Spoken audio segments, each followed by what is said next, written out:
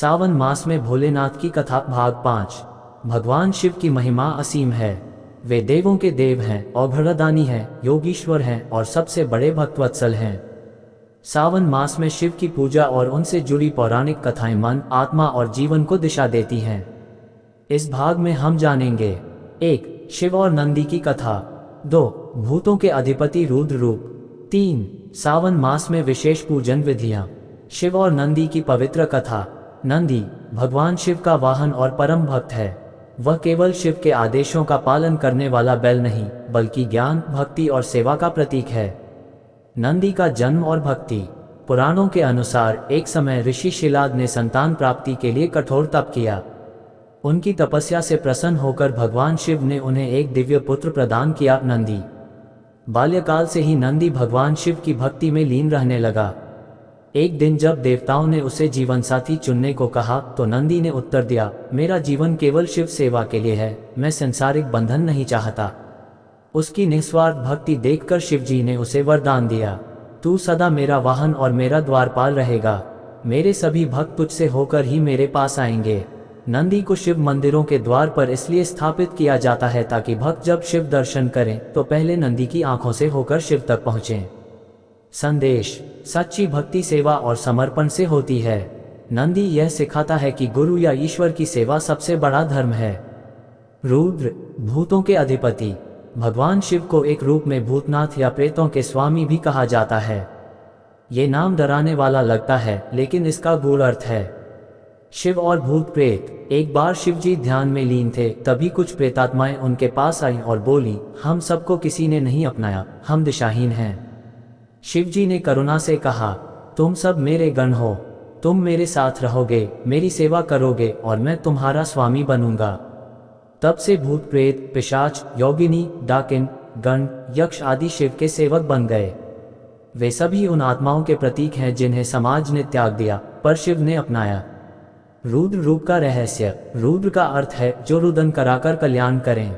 शिव अपने रुद्र रूप में अधर्म का नाश करते हैं, लेकिन वह विनाश भी कल्याण का बीज होता है। संदेश। शिव सिखाते हैं कि समाज के तिरस्कृत, पीड़ित और भूले हुए लोगों को अपनाना चाहिए। शिव को सबका देवता इसीलिए कहा जाता है। सावन मास में विशेष पूजन विधियां। सावन का महीना शिव को सबसे प्रिय है। इस मास में की गई पूजा विशेष फलदायी होती है। आइए जानते हैं कुछ प्रमुख पूजन विधियां। 1. जलाभिषेक और पंचामृत स्नान। सुबह ब्रह्म मुहूर्त में उठकर स्नान करें। शिवलिंग पर गंगा जल, दूध, दही, घी, शहद और चीनी से पंचामृत स्नान कराएं। फिर साफ जल से स्नान कराकर बेलपत्र, धतूरा, भांग, अक्षत, चंदन आदि अर्पित करें। मंत्र ओम नमः शिवाय का 108 बार जाप करें। 2. सोमवार व्रत की विधि। हर सोमवार को व्रत रखें। संध्या समय शिव चालीसा या रुद्राष्टक का पाठ करें। कथा पढ़ें और शिव जी को पुष्पांजलि दें। व्रत की कथा। माता पार्वती द्वारा शिव को पति रूप में पाने के लिए किए गए व्रत की कथा सुननी चाहिए। 3. शिव परिवार की पूजा। सावन में केवल शिव जी नहीं, बल्कि पूरे शिव परिवार की पूजा करनी चाहिए। शिव ज्ञान, पार्वती शक्ति, गणेश विघ्नहर्ता, कार्तिकेय साहस, नंदी सेवा भाव। ये पूजा संपूर्णता का प्रतीक होती है। 4. रुद्राभिषेक। सावन में किसी शुभ दिन पंडित द्वारा या स्वयं भी रुद्राभिषेक किया जा सकता है। इसमें रुद्र सूक्त, शिवोपासना मंत्र और महामृत्युंजय मंत्र का पाठ करते हुए शिवलिंग पर जल, दूध आदि अर्पित किए जाते हैं। 5. दान पुण्य और सेवा। निर्धनों को भोजन कराना, गौ सेवा करना, पीपल या बेल वृक्ष की सेवा, जलकल या प्याव लगवाना, ये सभी सावन में किए गए पुण्य कार्य भगवान शिव को अत्यंत प्रिय होते हैं। उपसंहार। सावन मास केवल धार्मिक अनुष्ठानों का समय नहीं है, बल्कि यह आत्मशुद्धि, सेवा, दया और सच्चे आत्मिक ज्ञान का अवसर है। शिवजी की कथाएं हमें सिखाती हैं कि सादगी, समर्पण, करुणा और न्याय ही जीवन का मार्ग हैं। शिव केवल त्रिशूलधारी देव नहीं, बल्कि सच्चे जीवन शिक्षक हैं। नंदी की भक्ति, रुद्र की शक्ति और पूजा की विधियां हमें शिव से जुड़ने और स्वयं को जानने का अवसर देती हैं। ओम नमः शिवाय। हर हर महादेव। सावन मास में भोलेनाथ की कथा भाग 6। भगवान शिव को सृष्टि का प्रारंभ, मध्य और अंत कहा गया है। वे केवल देवों के देव महादेव ही नहीं, बल्कि ज्ञान, योग, ध्यान, विज्ञान और भक्ति के परम स्रोत हैं। उनके अनेक रूप हैं, शांत योगी से लेकर रौद्र तांडवकारी तक। इस भाग 6 में हम जानेंगे 1. भगवान शिव के प्रमुख अवतार। 2. शिव की मूर्तियों के पीछे के गहरे अर्थ। 3. आधुनिक जीवन में शिव तत्व का महत्व। 1. भगवान शिव के प्रमुख अवतार। शिव पुराण के अनुसार भगवान शिव ने समय समय पर लोक कल्याण के लिए विभिन्न रूपों में अवतार लिया। यहाँ हम उनके कुछ प्रमुख अवतारों की कथा संक्षेप में जानेंगे। 1. वीरभद्र अवतार। जब राजा दक्ष ने शिव का अपमान किया और सती ने यज्ञ अग्नि में अपने प्राण त्याग दिए, तब शिव जी ने क्रोध में आकर वीरभद्र को उत्पन्न किया। वीरभद्र ने दक्ष यज्ञ को विध्वंस कर दिया और अधर्म का विनाश किया। संदेश: धर्म की रक्षा के लिए जब अत्याचार बढ़े तो शिव रौद्र रूप में आते हैं। 2. नंदी अवतार। नंदी शिव के वाहन ही नहीं, उनका अवतारी रूप भी माने जाते हैं। नंदी रूप में शिव जी ने सेवा, भक्ति और गुरु शिष्य परंपरा को स्थापित किया। 3. भिक्षु अवतार। भिक्षुक रूप। इस अवतार में शिव एक नग्न योगी के रूप में भिक्षा मांगते हैं और लोगों को मोह माया से दूर होने का संदेश देते हैं। ये शिव का वैराग्य का प्रतीक है। 4. आदियोगी अवतार। शिव को आदियोगी कहा जाता है क्योंकि उन्होंने सबसे पहले सप्तऋषियों को योग और ध्यान की शिक्षा दी।